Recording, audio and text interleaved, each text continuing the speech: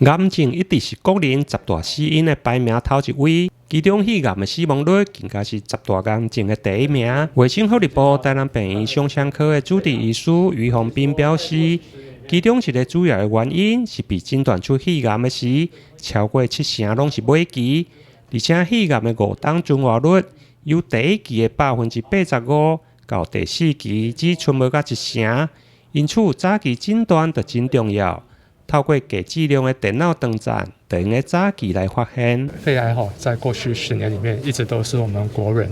10大癌症里面致死率最高的癌症。那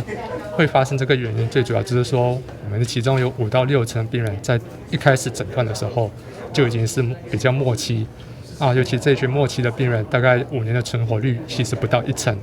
那我们要怎样让这群病人提早发现他们有癌症，并提早开始去治疗呢？那目前我们只是可以利用低剂量电脑断层，那把他们就抓出在他们在第1期的时候就先诊断出来，并让他们去开刀做治疗。那第1期诊断的话，5年存活率就可以接近到9成。那所以在一些高危险族群，像是抽烟者，或者是有暴露到二手烟，或者是油烟的这一些族群，那建议的话可以去做个低剂量电脑断层筛检，看有没有肺癌的问题，及早诊断并治疗，提高我们存活率。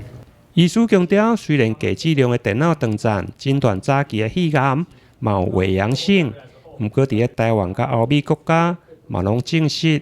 低剂量的电脑断层会用来帮助肺癌的早期诊断，甲降低死亡率。台南新闻联播采访报道。